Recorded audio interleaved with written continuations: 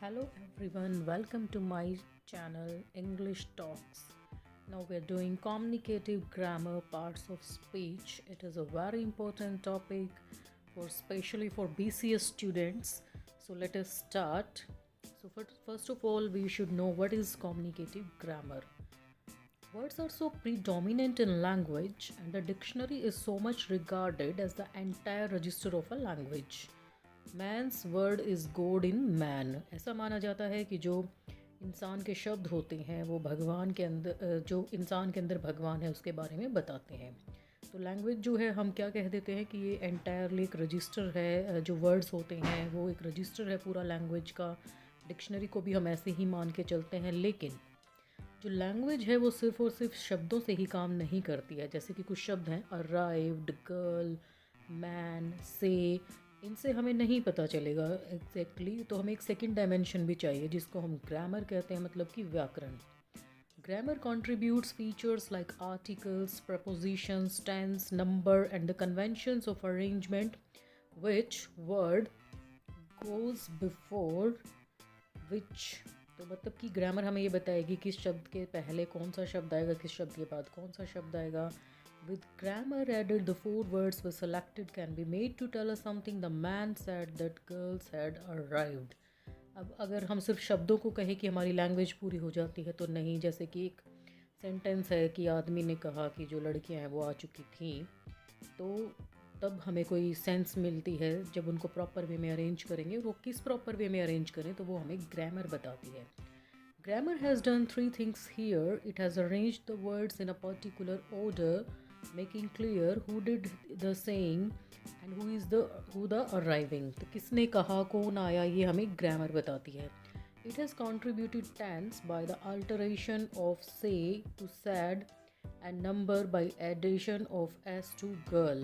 तो यहाँ पर टेंस का पता चला हमें, से said में कन्वर्ट हो गई है जो वर्ब है, और जो नंबर है कि भाई एक से जो है ज़्यादा है तो वो एस ऐड करने से होता है, तो ये हमें ग्रामर बताएगी। Thirdly, grammar has added some additional words the, that and had. कुछ और शब्द भी एडिशनल जोड़े। This third point raises a difficulty. We have already said that first dimension of language is vocabulary, the stock of words. Now it is being suggested that grammar also consists in parts of words.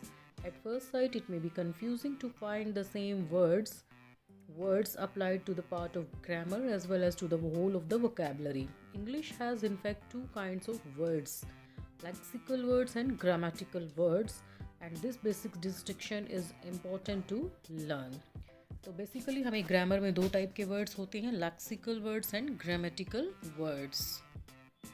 So we must have knowledge which type of words will be applied in the sentence, किस तरीके के words हम sentence में लगाएंगे। Parts of speech या word classes जो है, अगर उसमें हम इसको distribute करें तो उसके बारे में जान लेते हैं थोड़ा सा। Every sentence has a subject part and a predicate part। Her sentence में एक विषय होता है, subject part होता है, फिर और जो उसके बारे में कहा जाता है उसको predicate part कहते हैं। There are 8 parts of speech which should be learned by every communicator to be effective in writing or speaking। तो 8 तरीके के पार्ट्स ऑफ स्पीच होते हैं जो कि किसी भी लर्नर कम्युनिकेटर को जानने चाहिए, लिखने के लिए भी चाहिए, वो बोलने के लिए भी चाहिए। तो ये कौन कौन से होते हैं? Noun, pronoun, adjective, verb, adverb, propositions, conjunctions and interjections. तो इनके बारे में हम जो है अब आगे बात करेंगे। तो चलिए करते हैं शुरू।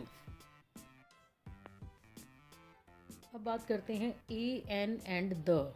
इनको कहा जाता है आर्टिकल्स, और ये हैं type of kind of adjectives. To which kind of word belongs depends upon the function it performs in a sentence. तो किस तरीके का वर्ड आएगा वो जो है डिपेंड करता है कि उसका सेंटेंस में क्या फंक्शन है। दस, the same verb can be noun in one sentence, adjective in another, adverb in still another। तो एक ही शब्द किसी सेंटेंस में नाउन का काम कर सकता है, संज्ञा का, तो दूसरे में वो एडजेक्टिव का काम कर सकता है, और अगले में एडवर्ब का काम कर सकता है, और इसी तरीके से। For example, freedom is our birth right. तो यहाँ पर जो है राइट जो है RIGHT वो नाउन है। You did not make the right choice. तो ये चॉइस को जो है डिफाइन कर रहा है यहाँ पर, ये एडजेक्टिव का काम कर रहा है, right. It serves him right, here right is adverb. You must right the wrongs done to her, यहाँ पर वर्ब का काम कर रहा है, ये क्रिया का काम कर रहा है। जैसा कि हम जानते हैं कि नाउन क्या होता है। Noun is the name of a person, animal, place, thing और एन आइडिया। नाउन एक ऐसी चीज़ का नाम होता है, कोई पर्सन को रिप्रेजेंट करे, किसी एनिमल को, किसी प्लेस को, जगह को, किसी चीज़ को या किसी आइडिया को रिप्रेजेंट करता है, तो उस शब्द को हम नाउन कहते हैं। ओके, काइंड्स हैं a proper noun, common noun, collective noun, material noun, abstract noun. These are types of noun. तो सबसे पहले बात कर लेते हैं हम प्रॉपर नाउन की। प्रॉपर नाउन क्या होता है? फॉर एग्जाम्पल, प्रॉपर नाउन क्या है? एक नेम है पर्टिकुलर पर्सन का, एनिमल का, एक जगह का या किसी चीज़ का, जैसे कि Ram, Chetak, Delhi, Kohinoor etcetera. Common noun क्या होता है? A common noun is the name of any one of persons, animals, places और थिंग्स। ये भी नाम तो होता है, लेकिन जो कि एक पूरी समूह को रिप्रेजेंट करे, जैसे कि पर्सन्स हैं, एनिमल्स हैं, प्लेसेस हैं, थिंग्स हैं। जैसे कि बॉय जो है वो पूरा का पूरा रिप्रेजेंट करता है कि जो लड़का होता है वो। Cat, city, table etcetera. Okay, next is a collective noun. A collective noun is the name of a group of persons, animals, places or things of the same kind taken as a whole, as crowd of men, herd of cattle, colony of houses, bunch of keys, etc. Okay, next is we can say a material noun. चलो उससे पहले हम देखते हैं, when such a group is referred for its separate members and not spoken of as a whole, it becomes a noun of multitude, as the jury are divided in their opinion. Next one is a material noun. It is the name of the matter or substance of which things are made, as gold, clay, flour, mutton, etc. Material से ही पता चलता है कि चीज़ों से related है ये, तो ये रिप्रेजेंट करेगा उस चीज़ का नाम जिस चीज़ से कोई चीज़ बनी हुई है, जैसे कि गोल्ड है, क्ले है, फ्लोर है, mutton etcetera. Next one is an abstract noun. It is the name of the matter or is the name of something that we can think about but cannot touch or see, as truth, obedience, childhood, sorrow, etc. Abstract से मतलब समझ लीजिए कि कोई ऐसी चीज़ जिसके बारे में हम सोच रहे हैं लेकिन उसको टच नहीं कर सकते, देख नहीं सकते हैं, जैसे कि सच्चाई है, ओबीडियंस है, आज्ञाकारी होना, चाइल्डहुड है, सोरो है, दुख है, इस तरीके से ये सब हमारे एब्स्ट्रैक्ट नाउन्स हैं। तो अब हमें पता होना चाहिए कि करेक्ट यूज़ ऑफ नाउन्स क्या होता है। Its proper use should be as begin a proper noun with a capital letter. जब भी प्रॉपर नाउन होगा तो उसका फर्स्ट जो लेटर होगा वो कैपिटल ही होगा, जैसे कि राम, मुंबई, ताजमहल, तो इनके पहले अक्षर बड़े होंगे। Second, begin a personified name with a capital letter as let not ambition mock their useful toil. तो यहाँ पर जो एम्बिशन है ये जो पर्सोनिफिकेशन कर दी गई है तो इसका ए बड़ा आएगा। Next is proper abstract and material nouns can not be counted and therefore they are used in singular, so never say Rams, honesties, breads, golds, but say Ram, honesty, bread, gold etcetera. Next is a noun of multitude takes plural verb, जैसे कि the committee have fallen apart. Multitude है इसके, committee के अंदर बहुत सारे लोग होते हैं, तो इसके लिए हम जो हेल्पिंग वर्ब लगाएंगे यहाँ पर प्लूरल आएगी वो। Next is proper nouns can sometimes be used as common nouns. Proper noun को कॉमन नाउन की तरह भी कई बार यूज़ कर लिया जाता है, जैसे Kalidas is the Shakespeare of India. Kalidas मतलब कि जो कवि थे वो शेक्सपियर ऑफ इंडिया कहलाए जाते हैं। Next, the names of subjects like physics, chemistry, painting, music, etc. are abstract noun.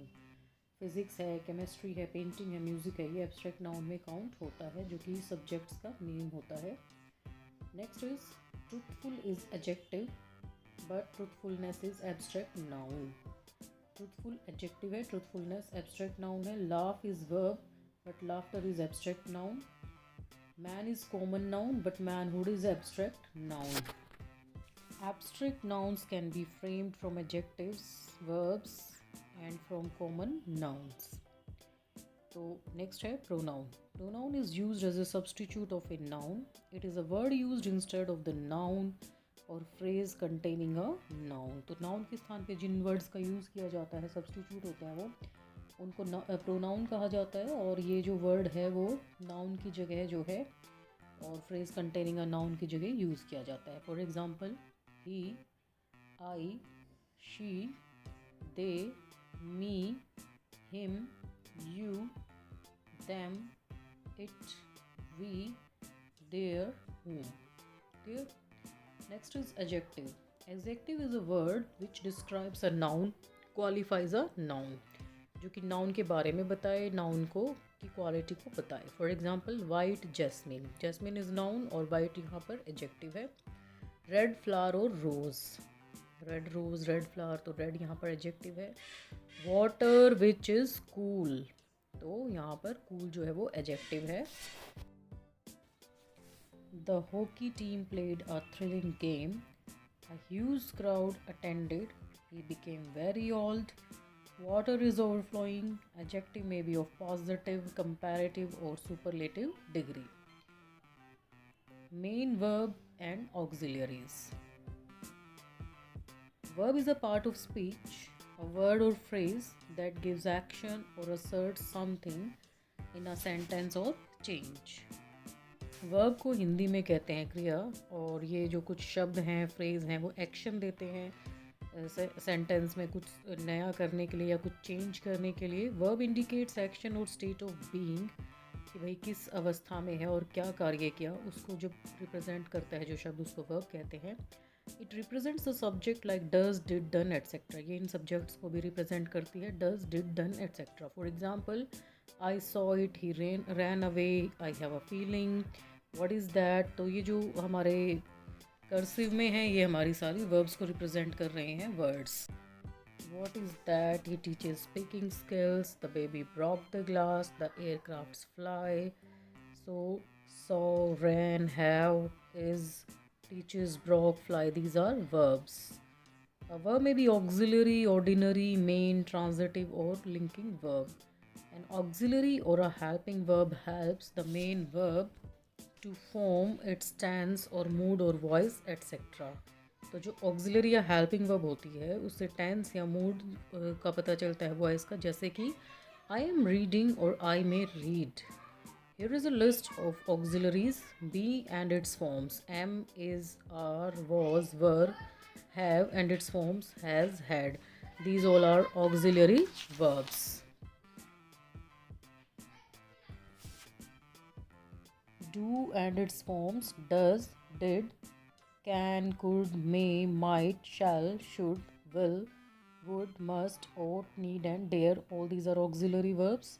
Of these, be, have, do and their forms are called main auxiliaries, for they express facts. The remaining auxiliaries are called modals, for they express ability, possibility, obligation, permission, intention and probability, not fact. Adverb. Adverb is used to modify verbs, adjectives and other adverbs. So, adverb is a word used before or after a verb, before an adjective or preposition, or with another adverb to show time, manner, place or degree. तो adverb जो होता है एक ऐसा शब्द होता है जिसको हम पहले या बाद में लगा सकते हैं वर्ब के, किसी एडजेक्टिव के पहले लगा सकते हैं, प्रपोजिशन के, या फिर किसी और एडवर्ब के साथ भी लगा सकते हैं जो कि टाइम, मैनर, प्लेस और डिग्री के बारे में बताता है. For example, he ran away very fast. I am damn tired and I need rest. The words in italics are adverbs. Doctor comes to see me daily. Yesterday he exclaimed more carefully. तो चलिए अगले उस पर चलते हैं, part of speech पर. Preposition.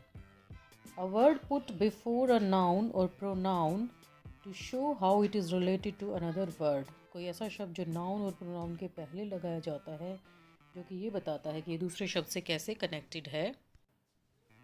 तो देखते हैं इसके एग्जांपल्स. और ये जो है पोजीशन ले लेता है नाउन से पहले, जो नाउन को गवर्न करता है. जैसे कि I have seen through their window. Children are playing in the garden. The lesson is written by me. Children lay down on the floor. I shall go to school after 10 o'clock. We have to come across the river to reach the town. This conjunction joins two such sentences, each of which has its own separate meaning. दो sentences होंगे, दोनों अगर अलग अलग हैं तो भी उनका meaning होगा, लेकिन जब इनको जोड़ दिया जाता है तो ये connect हो जाते हैं आपस में. If sentences are separated, one will be a principal clause and another a coordinating clause. अगर उनको अलग करें तो एक principal main clause हो जाती है, दूसरी coordinate जो उसको support करती है.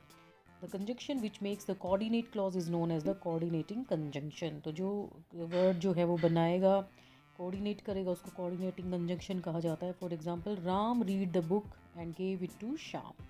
तो राम रीड द बुक जो है वो हो गया principal clause, and gave it to Shyam जो हो गया है coordinating clause. And here is coordinating conjunction. Rita was upset yet she did not show it. तो येट यहाँ पर कोऑर्डिनेटिंग कंजंक्शन है, और Rita was upset principal clause, और डिड नॉट शो इट जो है कोऑर्डिनेटिंग क्लोज है. Sohan tried several times but he failed. But is coordinating conjunction. Sohan tried several times is principal clause, he failed is the coordinate clause. Other coordinating conjunctions are either, or, neither, nor, else, or, otherwise, as well as no less than, but, yet, still, therefore, so, then, etc. Thus, coordinate conjunction are used for joining two simple sentences into a compound sentence. तो coordinate conjunction जो है वो दो simple sentences को एक compound sentence में जोड़ देता है, एक कंपाउंड सेंटेंस में बना देता है उसको. Second is subordinating conjunction. The conjunction which creates subordinate clause is known as the subordinate conjunction. तो जो कंजंक्शन जो है सबऑर्डिनेट क्लॉज बना देती है उसको सबऑर्डिनेट कंजंक्शन कहा जाता है. This type of conjunction joins two clauses. तो इस तरीके की जो कंजंक्शन होती है वो दो क्लॉजेज को जोड़ देती है. For example, the thief ran away before the police came. Thief था वो भाग गया पुलिस के आने से पहले. If you work hard you will pass the test. Since he is ill he can not go to school. The letters in bold are subordinate conjunctions. Lest, when, till, until, after, while, as soon as long as, just as, where, because, so that, in order, unless, though, however are some more examples of subordinating conjunctions. Next is correlative conjunction. The conjunctions which are used in pairs are known as correlative conjunction. जिनको pair में use किया जाता है, जैसे neither, nor, either, or. For example, alcohol is neither useful nor essential. Spelling of alcohol is ALCOHOL. He is not only hardworking but also honest. Though Ram is poor yet he is contented. I do not care whether you study or play. Prem is either dishonest or careless. तो ये जो है pairs में आई हैं तो ये correlative conjunctions कहलाएंगी. और भी एग्जांपल्स हैं. सो दैट के साथ इफ आएगा, and, although, as, since, that, thus, with, of, but, either of, neither, nor, not only but also, yet, still, while, though, in case, as soon as, last, as if. X and Y danced. It will go if you want. Give me either coffee or tea. I take neither coffee nor tea. He is not only industrious but also intelligent. He is very good at speaking as well as in writing. तो next आता है interjection. Interjections are sounds of such words expressed a strong or sudden feeling, surprise, joy, fear, sadness, emotions, etc. तो ऐसे शब्द और ऐसी sounds जो कि एकदम से आती हैं, जो किसी भी चीज़ को, जॉय को, फियर को, सरप्राइज़ को देखकर, तो उनको जो है इंटरजेक्शन कहा जाता है. Interjections are dramatically connected with the rest of sentence and independent of other words or group word. For example, joy के लिए बोलेंगे hurray, sorrow के लिए alas, सरप्राइज के लिए O God, good God, God heaven, approval, bravo, well done, okay. Contempt, घृणा के लिए फाई, कॉलिंग, किसी को कॉल कर रहे हैं, हेलो हो. अटेंशन के लिए लो, लिसन, लुक, बिहोल्ड. तो ये कुछ इंपॉर्टेंट पार्ट्स ऑफ स्पीच हमने किए. नेक्स्ट वीडियो में हम करेंगे next one. Thanks for watching.